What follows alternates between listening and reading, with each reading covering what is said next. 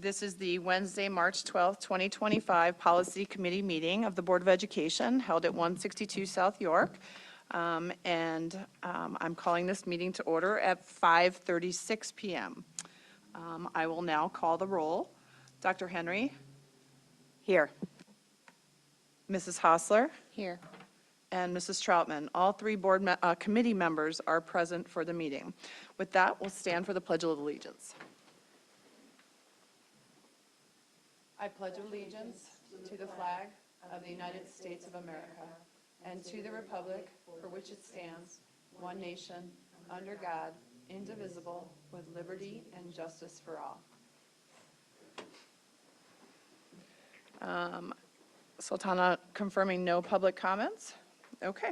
With that, we'll move on to the approval of policy committee meeting minutes. Does anyone have any changes to the minutes from the September 4th, 2024 meeting? No, not me. With that, those minutes will stand, and then we'll move on to our policy updates for today. All right, so we're going to start with 2105. It's ethics and gift ban. And Dr. Campbell. There are no substantive changes. The policy footnotes, there were some updates there. Small change, adding the word district before business. Recommend adopting updated version. Dr. Henry? No, nothing for me. Mrs. Hostler? Yep, I'm all good. Okay, with that, we will recommend the policy update to the board for first read. 2110, qualifications, term, and duties of board officers. Just some very, very minor stylistic changes, like actually, putting in OMA for Open Meetings Act. We recommend adopting updated version. Dr. Henry? Looks good.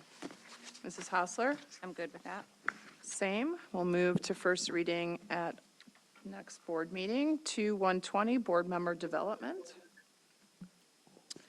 The updates to this policy just include a new requirement for training for board members entitled Improving Student Outcomes, and then there are some other very small stylistic changes we recommend adopting. Dr. Henry? Nothing for me. Mrs. Hostler? And nothing, I assume this is training that IASB will be contacting us about to get us updated on it. That is And correct. Probably be part of our new board members Yes. coming on training. Okay, thank you. And joining us is Mrs. Caforio. Okay, moving on to, 2120, moving on to first read. 2140, communications to and from the board. This policy is unchanged, footnotes only, and recommend adopting. Dr. Henry? Looks good. Mrs. Hostler? Yep. Here, just shout if you want anything, okay? Moving 2140 to first read. 2265. Title IX grievance procedure. Yes, we had adopted policy to align with the new 2024 federal regulations for Title IX. But since January of this year, 2025, a Eastern District judge in Kentucky issued the ordering of vacating those 2024 regulations. And as a result of that, the U.S. Department of Education has confirmed that they're not enforcing those 2024 regulations and instead will only enforce the 2020 Title IX regulations for all current and future Title IX complaints.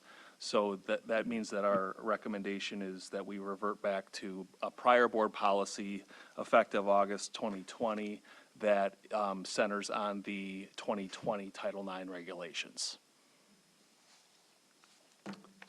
Any discussion? I think it's important to point out to the community that although this legal change, which we as a district have to abide by the legal change, that doesn't take away any of the protections of any of our students under other policies that we have in our district. And I don't know, I just think that's an important point to make. Yeah, absolutely. Yeah, specifically, I would just point out that there's really three formal grievance procedures outlined in board policy, two in addition to the one that we're talking about right now. 2:260 is our uniform grievance procedure, and then recently, we've also adopted 2:270, which is discrimination and harassment based on race, color, or national origin prohibited.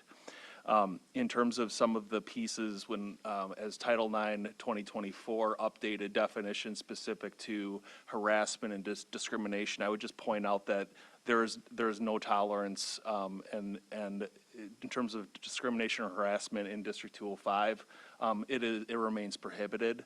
And it's not acceptable behavior. So whether it's a student, a parent on behalf of a student, or even staff members, we have other policy that aligns with the Illinois Human Rights Act that prohibits whether it's sex-based harassment or other form, as well as discrimination, that's handled via either, if not under our Title IX policy, our uniform grievance procedure, or the other policy that I mentioned. And really, the importance is that regardless of policy, our district implements supportive measures, safety plan systems of support and intervention, as well as appropriate consequences for staff, obviously up to and including termination, for students up to including alternative placement and expulsion from school, depending on the nature and severity of the acts. No, I appreciate that a lot. Yeah. Yeah, no, I agree. Thanks for clarifying that, Joe. Yeah, thank you. Dr. Henry? Nope. Mrs. Hostler? Fine. Okay, so we're going to move to, move that to first reading. Next, 430, revenue and investments. Oh, I'm sorry, I missed 410. Sorry, wrong. 410, financial. So, You scared the bejesus out of us. sorry, but I keep on scaring you. 410 is fiscal, it is very loud. All right, Sultana's going to basically silence you right now. Fiscal and business management. So 410, really just make some minor changes in the footnotes, and so we would recommend their adoption. See it. Okay. Okay. So policies unchanged, only footnotes are updated, correct?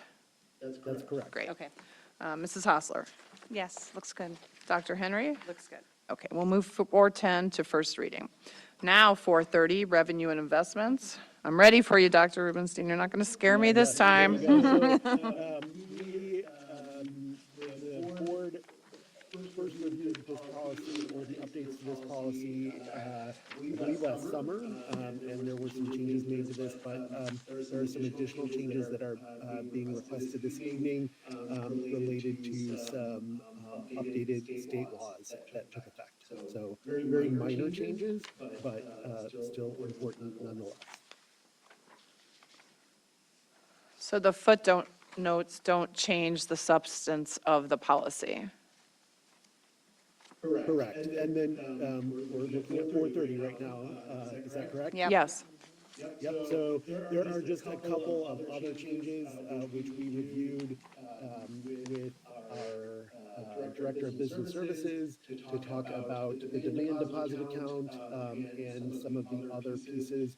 And those are all things that we already have established and are doing and are consistent with state law. Dr. Henry? No changes. Mrs. Hausler? No, it looks good. Thank you. Moving 430 to first read. 440, incurring debt. Similar to other policies, we are just making some minor changes to the footnotes, and so we would recommend the review and adoption. Mrs. Hausler? Yep, looked like minor changes to me. Dr. Henry? Yep, looks good. Moving 440 to first read. 460, purchase and contracts. Sure. The 460 again makes minor changes in the footnotes, and so, and a change in numbering, a citation, and so we would recommend its adoption. Dr. Henry? Looks good. Mrs. Hausler? Yep. Okay, moving 460 to first read. 4150. So for 150, we are actually going to pull this. There are, we want to look a little bit closer into some of the recommendations that have been made and against our current policy and practices, and just make sure that they are aligned before we move forward. Move this forward to the committee to review. So if we can, Okay. Hold that one. So Hold let's that one, pull please. 4150 and push it to our April Policy Committee meeting, please. Moving on to 4160, Environmental Quality of Buildings and Grounds. There are some minor changes to the footnotes, and so we would recommend adoption. Dr. Henry? Nothing. Mrs. Hausler? Yep, looks good. Moving 4160 to first read. 4170, Safety. This requires the district to have an AED device at every district attendance center during the school day and any district-sponsored extracurricular activity. We already do that. We have AEDs on site in all of our buildings and attendance centers. And so we would recommend adoption. Dr. Henry? I just have one question is, are they in the actual attendance center, or are they in the gym, or where are the AEDs located? No? Do you know offhand? It's okay if you don't know. Yep, no, in every building, they're in a different place. Okay. So just as an example, at York High School, there is one near the Campbell Gym. Okay, In some other places, they're like located in the office or in a place that is public during the day. And so we're able to access those, and they are serviced and updated regularly. okay. And then, sorry, I do have one other question, if it's okay. And then, as far as like CPR training, obviously the nurses go through CPR training. Is there anyone else in the building that's CPR trained in addition to the nurses? There are a group of people who go Okay. through CPR training if they would like to do it. It's not a mandatory training, and we are in the process of working with Edward Elmhurst Hospital to see if we can get more people trained. Our coaches, I believe, are required under another board policy to be trained regularly, and so they do that through the hospital. Okay, thank you. And I kind of feel like even at York, the AED machines, like I feel like you said Campbell Gym, but I think there's one in the field house too. I think some of the Might be buildings, multiple. there's multiple Yeah. AEDs around.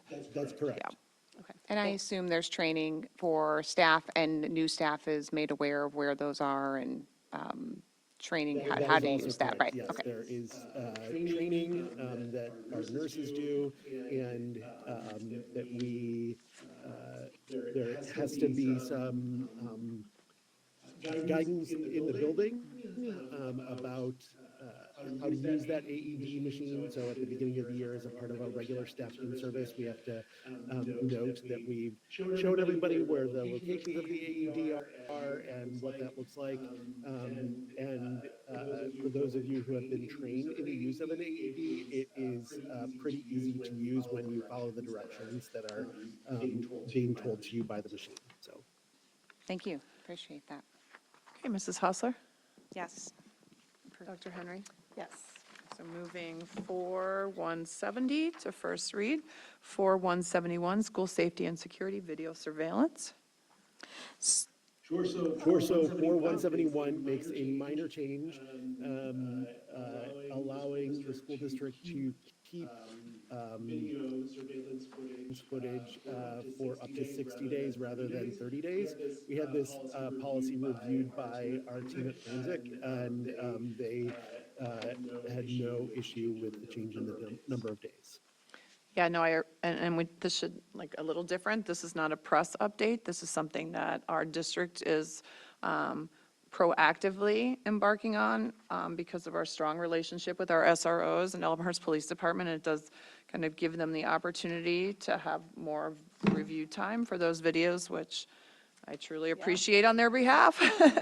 So thank you for that, Mr. Gomez. Thank you very much. So Mrs. Hostler, Yes, looks good. Dr. Henry? Yep. Okay, moving 4171 to first read. 510, equal opportunity employment and minority recruitment.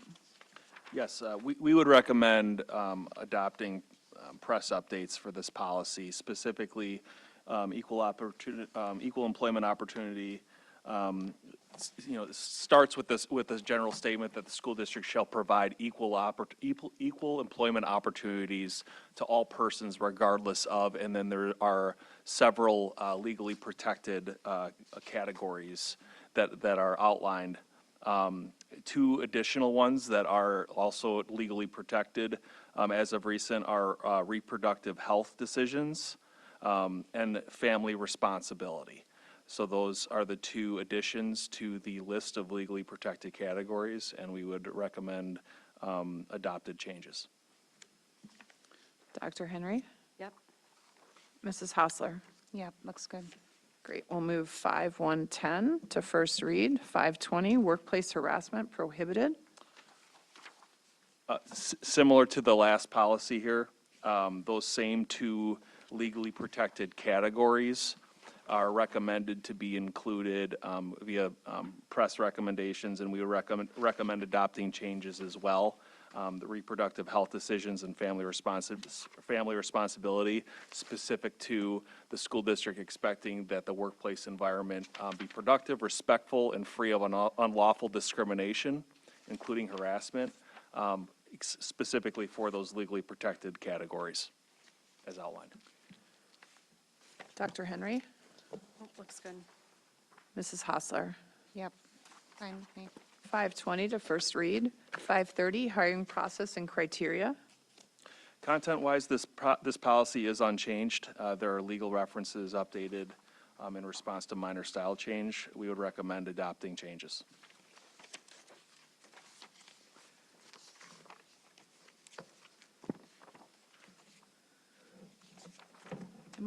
Am I missing any changes to our current policy on this one? I don't see any red lines. Should just In be in footnotes. legal. Footnotes, I think. Just the footnote Yep. stuff, so it wouldn't be in our physical policy. Okay, No. so it's all footnotes. Correct. Dr. Henry? Nothing. Mrs. Hostler? Yes, fine. Okay, 530 goes to first read. 535, compliance with the Fair Labor Standards Act. This policy is also unchanged content-wise, other than legal references and footnotes being updated, and we would recommend adopting those changes. Mrs. Hostler? Looks good. Dr. Henry? Looks good. 535 to first read. 590, abused and neglected child reporting.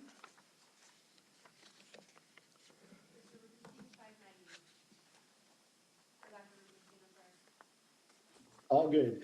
So policy 590, I think that it just makes some minor stylistic changes and updates the footnotes.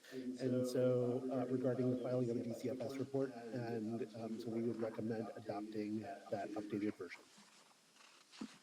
Dr. Henry? No questions. Mrs. Hostler? And this just changes the way that these things might be reported.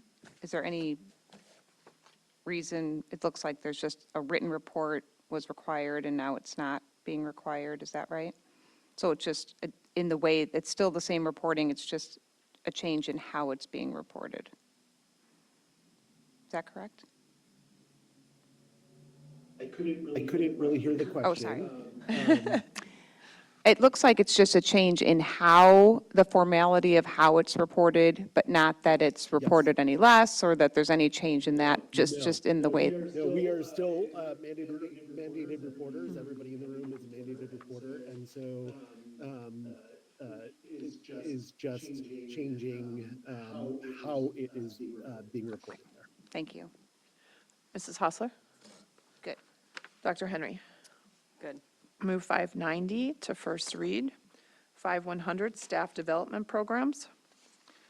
Yes, we had recommended press updates to adopt changes based on press updates at our September policy meeting.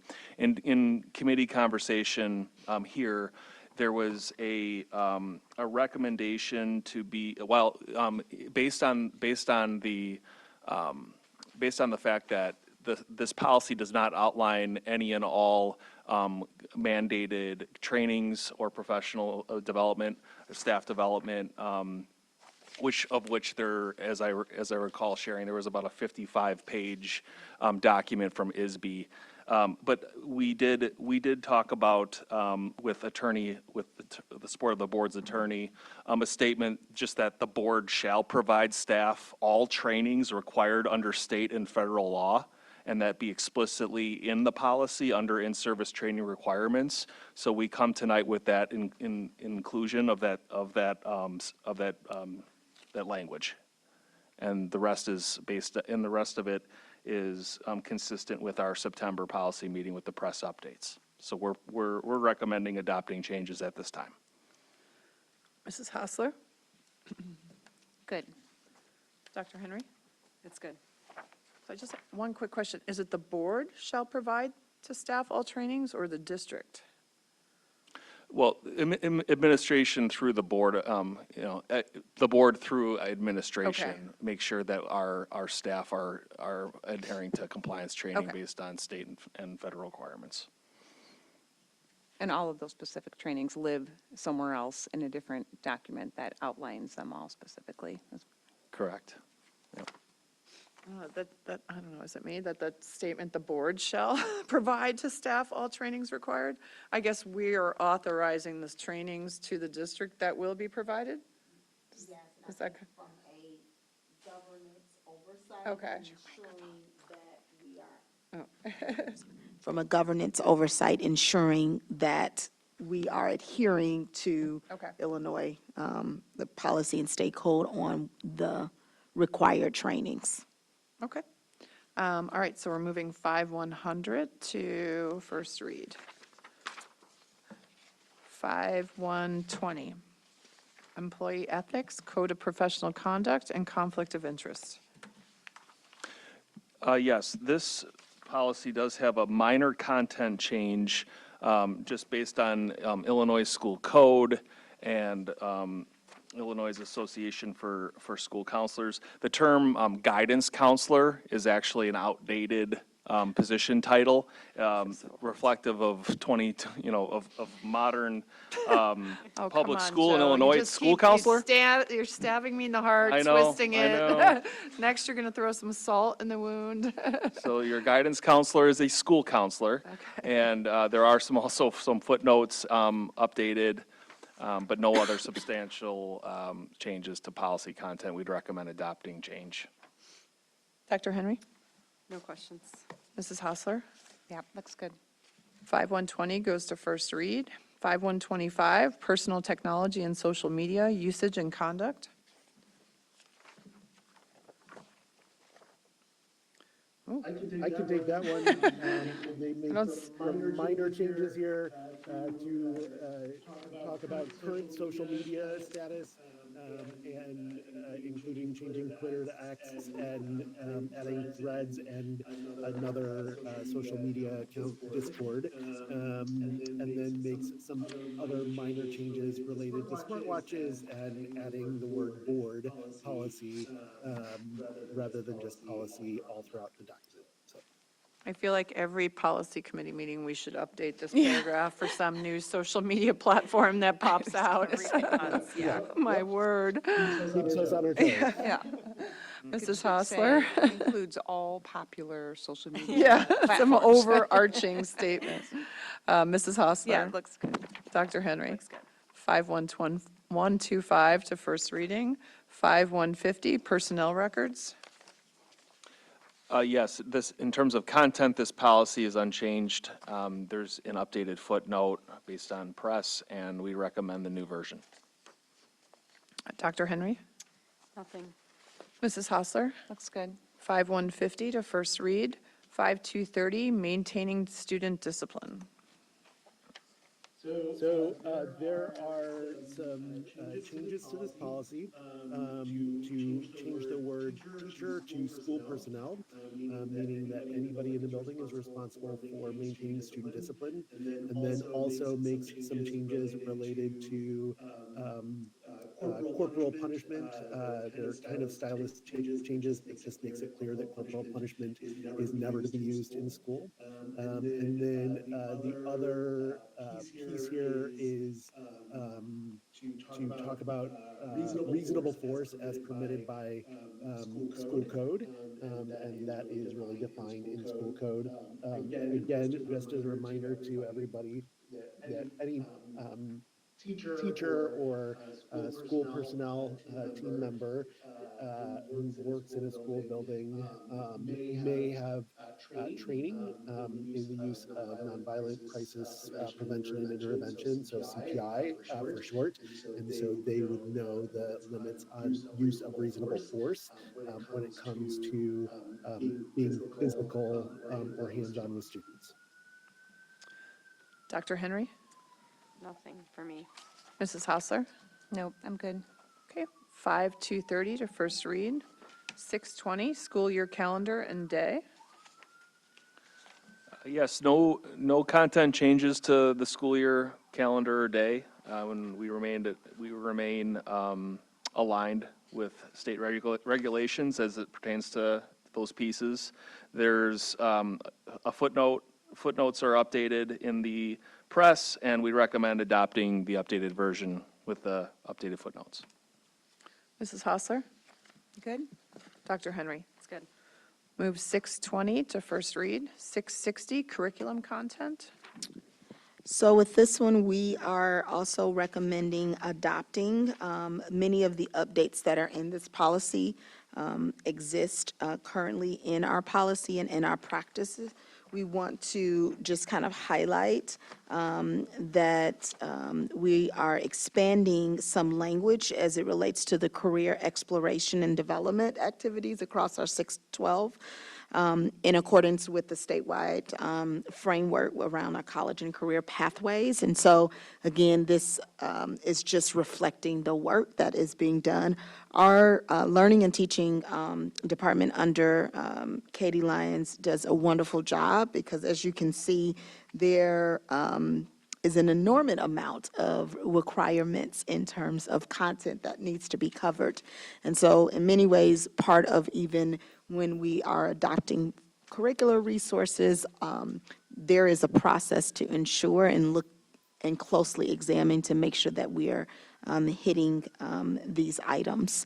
So this is a really, really important, I would say, policy, because I know oftentimes just as board members receive questions around why certain topics and content is covered, this is the place to kind of point them back to, given school code and what's required. So we are recommend adopting this policy with the updates.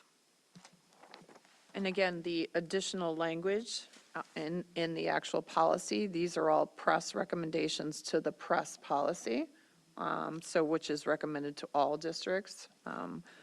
This is following the legal references that they've, outlined. Yes, okay. Dr. Henry? No changes. Mrs. Hausler? Nope, that looks good. I just had one question about the part in 9 through 12, the college and career pathway endorsement is awarded to students who meet the requirements for a specific endorsement area. Is that our students that are working with College Page program or something like that in a certain content area? I was just curious about What that what that endorsement looks is? like. Yeah. Yes, that is correct. We also are a part of our CTE program where we have additional opportunities for our students, like cosmetology or, firefighting. There are additional pathways and opportunities that our students are engaged with within that college technical and career program that York High School students and D205 students are a part of. We even highlighted this summer that in partnership, we were able to get our students in programs that look at like various healthcare careers and pathways. And so we are, again, continuingly to think about the various pathways and the opportunities our students have, not only for our students that are going to college, but those that might choose another pathway and a certification. And so this covers that, and this is just acknowledges that. Kevin, is there anything else I missed? You can hear you. Thanks for highlighting that. Did he shake his head? Kev, did you hear us? So did I miss anything else with that, Kevin? No, I think that you explained it really well, and we are working really hard, obviously, our learning and teaching team, to make sure that any curricular updates are already being implemented or done, and that the CTE pathways, we really start that in sixth grade and make sure that students are using Naviance and are working with our school counselors to make and explore careers at different points during their time with us. That's great to let them know those opportunities before they get to high school, because sometimes there's things you have to do in advance of doing those programs. So that's great. Thank you. Yes. Yeah, the benefit of having a unit district and us starting those conversations earlier.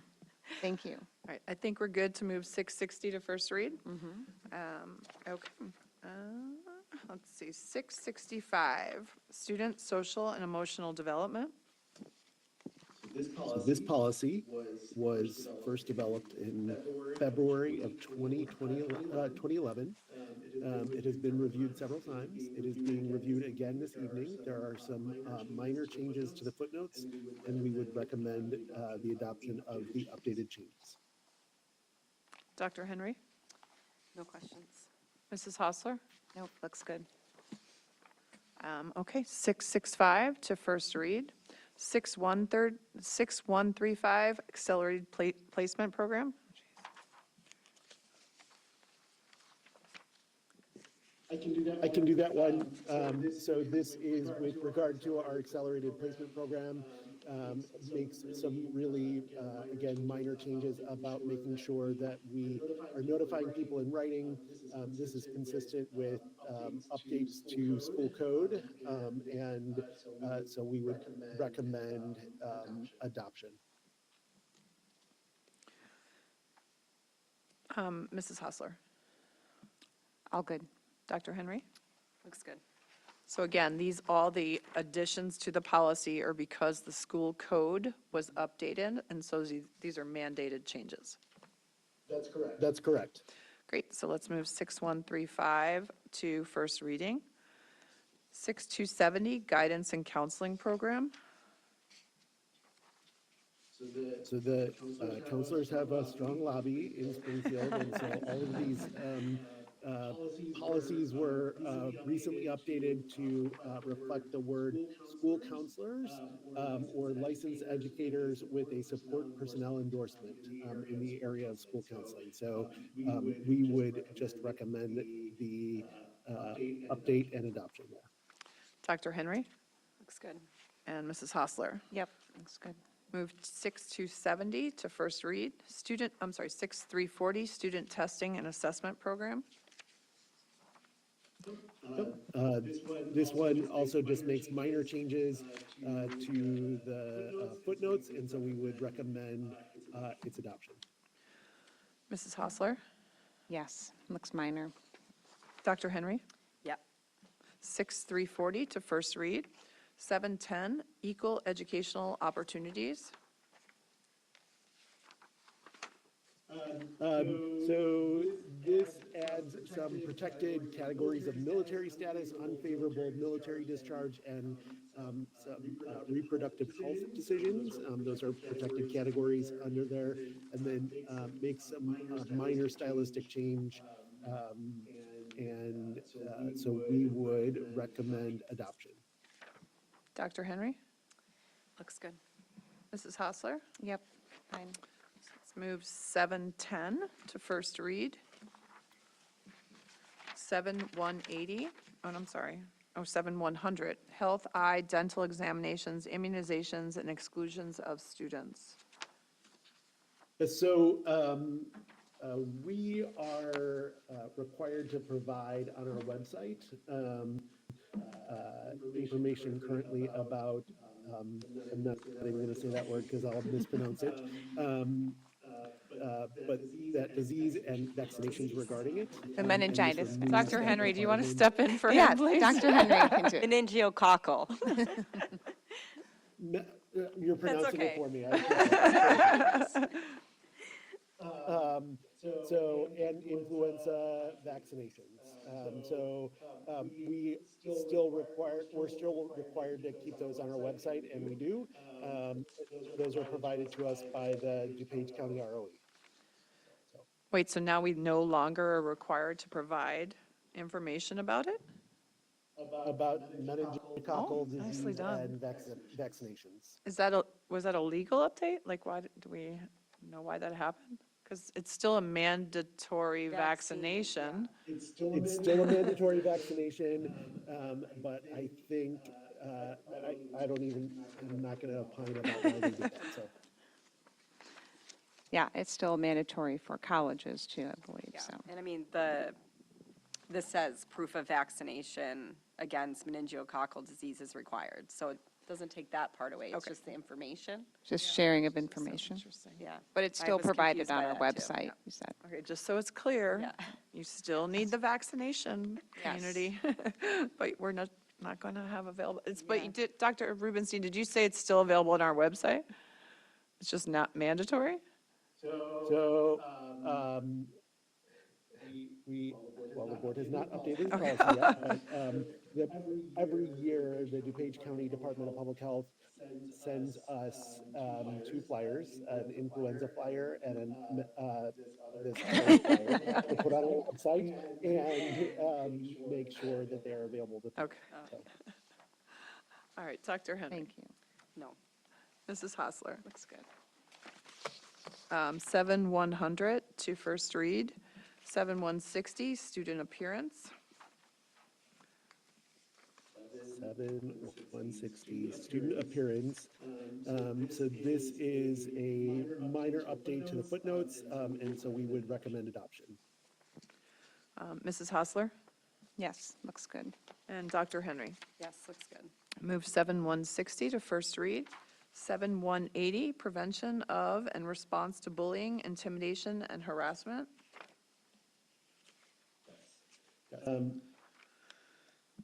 So this one just makes some updates related to the earlier policy that we were referring to, and our attorneys still recommended that this one stay the same that it is presented to you this evening. So we would recommend just that minor stylistic change in adoption. Dr. Henry. Looks good. Mrs. Hausler. Yep, good with me. 7180 to first read. 7200, suspension procedures.